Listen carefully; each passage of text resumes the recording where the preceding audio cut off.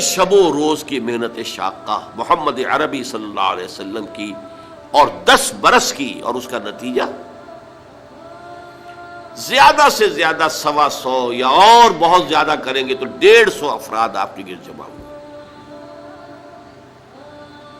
چنانچہ 10ویں سال کو آپ نے عام الحزن قرار دیا۔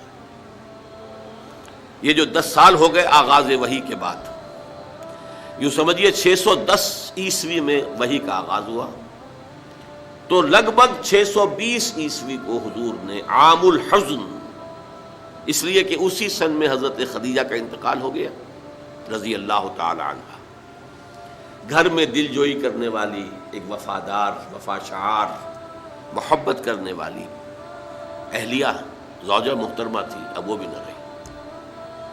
ظاہر ہے کہ باہر سے آدمی تقدر لے کر آتا ہے، کسی نے پاگل کہہ دیا ہے، کسی نے مجنون کہہ دیا ہے، کسی نے شاعر کہہ دیا ہے، کسی نے کہہ دیا ہے یہ ہم پر دھونس جماتے ہیں، انہوں نے ایک عجمی غلام کو اپنے گھر کے اندر بند کر رکھا ہے، وہ بڑا عالم و فاضل ہے، تورات اور انجیل کا جاننے والا، اور وہ اس سے ڈکٹیشن لیتے ہیں، یاد کر کے پھر ہم پر آ کر دھونس جماتے ہیں کہ یہ میرے پر وحی آئی۔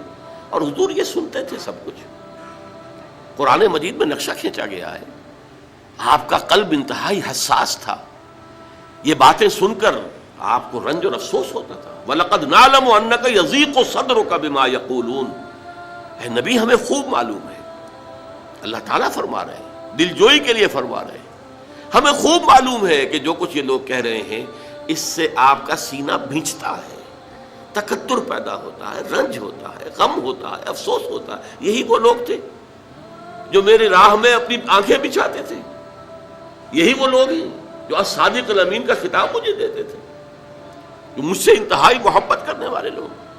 آج کوئی مجنون کہہ رہا ہے، کوئی پاگل کہہ رہا ہے، کوئی شاعر کہہ رہا ہے، کوئی ساحر کہہ رہا ہے، کوئی مسحور کہہ رہا ہے، کوئی کذاب کہہ رہا ہے، نقل کفر کفر نہ باشد، ساحر کذاب الفاظ قرآن مجید میں آئے۔ یہ سب کچھ آپ سن کر گھر پر آتے تھے تو گھر پہ کوئی تسلی دینے والی تھی نہ ایک، لیکن اب وہ بھی نہ رہی۔ آپ کو معلوم ہے یہ واقعات بڑے اہم ہیں سیرت النبی کے۔ جب پہلی وحی آئی ہے اور حضور کے اوپر ایک دہشت کی کیفیت طاری تھی، عالم بشریت کا پہلا ہوا تھا معاملہ عالم ملکیت کے ساتھ، جبرائیل سے پہلی ملاقات غار حرا میں، اس کی طبیعت کے اوپر طبعاً جو ہے ایک دہشت تھی، آئے ہیں تو کانپ رہے تھے، پھر بخار چڑھ گیا ہے، اس میں کہا ہے آپ نے خشیت علی نفسی، خشیت علی نفسی، خشیت علی نفسی، مجھے اپنی جان کا اندیشہ ہے۔ یہ کیا صورتحال ہے، یہ کیا ذمہ داری ہے جو مجھ پر آ گئی ہے؟ تو وہی تھی، وہی غمخوار بھی تھی، وہی ہمت بندھانے والی بھی تھی، وہی ہے جس نے پہلے تو یہ کہا اللہ آپ کو ضائع نہیں کرے گا، آپ فکر نہ کریں، آپ تو یتیموں کی سرپرستی کرتے ہیں، بیواؤں کی خبرگیری کرتے ہیں، آپ بھوکوں کو کھانا کھلاتے ہیں، غریبوں کی جو ہے خدمت کرتے ہیں، اللہ آپ کو ضائع نہیں کرے گا۔ اور اس ضمن میں مجھے ایک واقعہ یاد آ رہا ہے، یہ واقعہ امام راضی نے نقل کیا اپنی تفسیر کبیر میں، اور یہ ہے آغاز وحی سے قبل کا واقعہ، کیونکہ حضور کی زندگی میں یہ جو دن آئے تھے 25 برس کی عمر سے لے کے 40 برس کی عمر تک، 25 برس کی عمر تک کی آپ کی زندگی بڑی مشقت کی زندگی رہی، بڑی محنت کی زندگی رہی، افلاس کی زندگی رہی، تنگ دستی کی زندگی رہی۔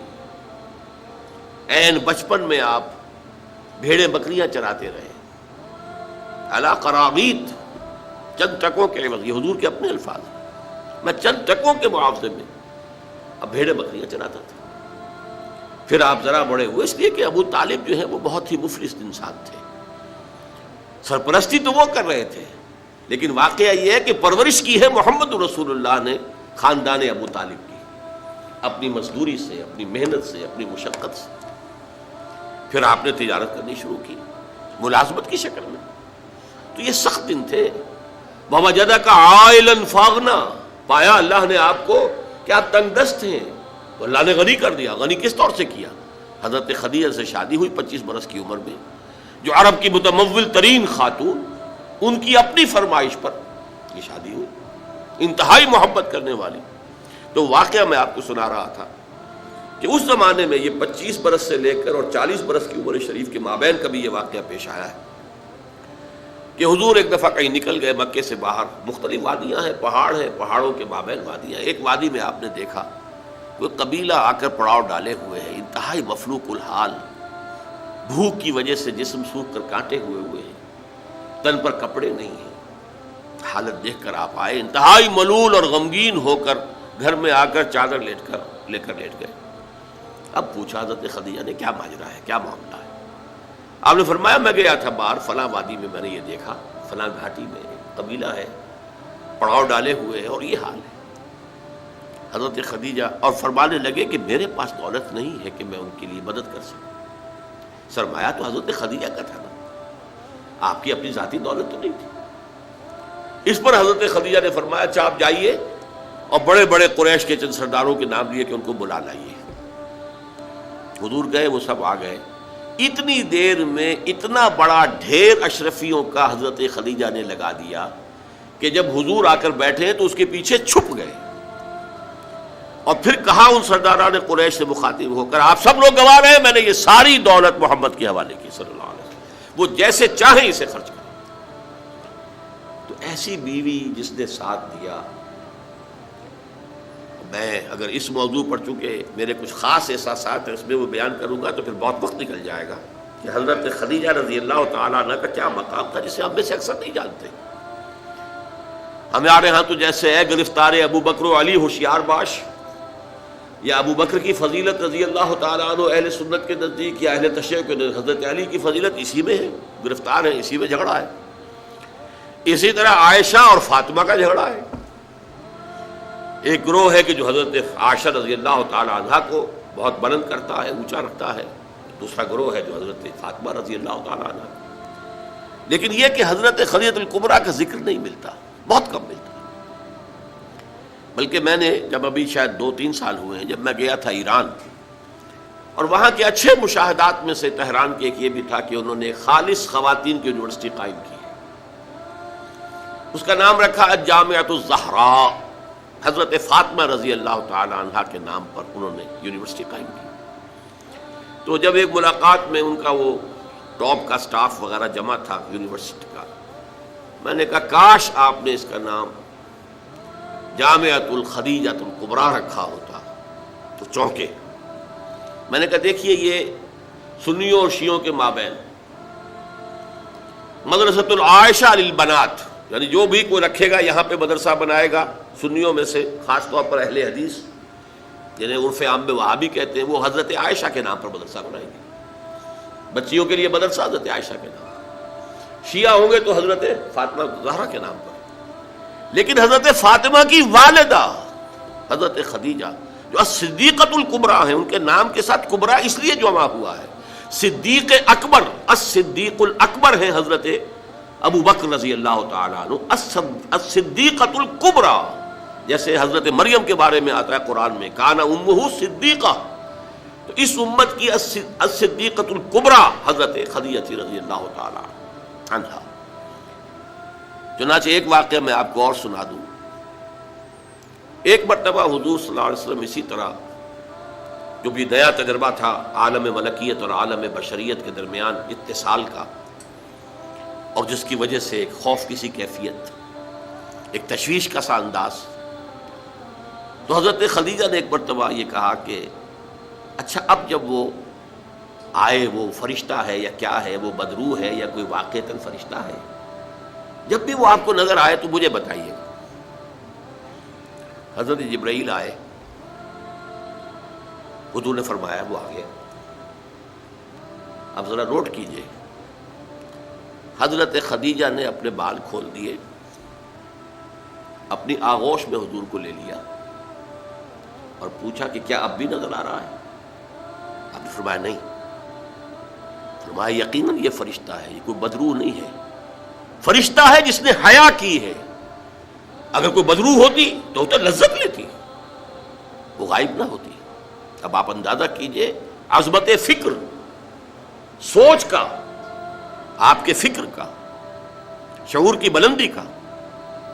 بہرحال سن 10 نبوی کا تذکرہ کر رہا تھا، حضرت خدیجہ کا انتقال ہو گیا، ابو طالب کا انتقال ہو گیا، جو ایک پروٹیکشن، ٹرائبل زندگی میں پروٹیکشن، جیسے کہ آج ہی میں پڑھ رہا تھا کہ جو بھی پہلا ایک معاہدہ اوس اور خزرج کے درمیان جو مسلمانان نے یثرب کا اور پھر مہاجرین کو ساتھ شامل کر کے حضور نے کروایا تھا، اس میں یہ شک بھی تھی کہ اگر کوئی ایک مسلمان بھی کسی کو پناہ دے دے گا تو وہ سب کی طرف سے شمار ہوگا۔ یہی معاملہ قبائل میں ہوتا تھا، قبیلے کا ایک فرد اگر کسی کو شخص کو پناہ دے دیتا ہے تو وہ پورے قبیلے کی طرف سے۔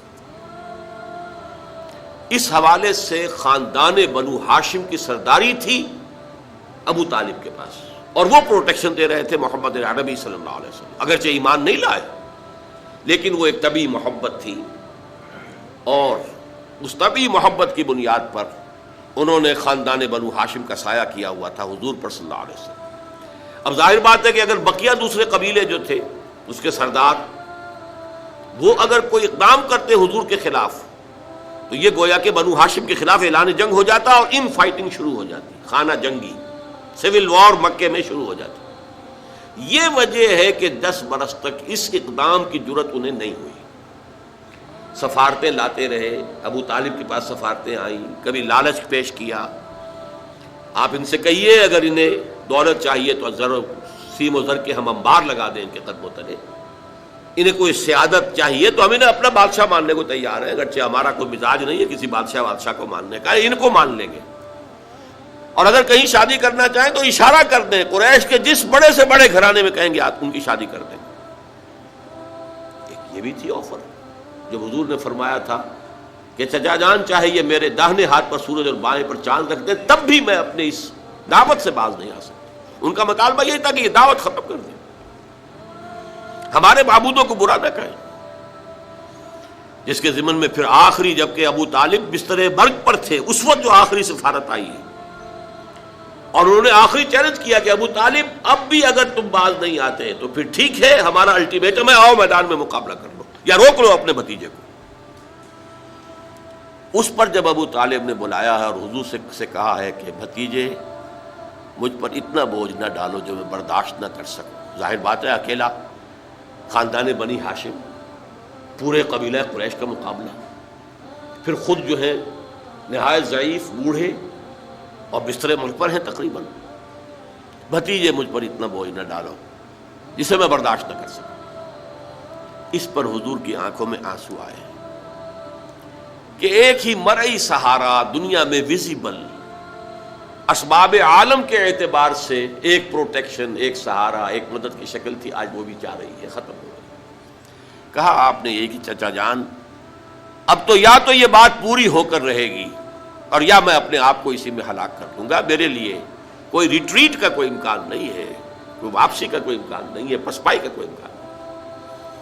بہرحال میں نے یہ سارا پس منظر بتایا ہے عام الحزن، اور یہ ابو طالب کا بھی انتقال ہو گیا، وہ پروٹیکشن ختم ہو گئی، بلکہ اب بنو ہاشم کا سردار ابو لہب ہے جو خود دشمن ہے، انتہائی یوں سمجھیے کہ زہریلا دشمن۔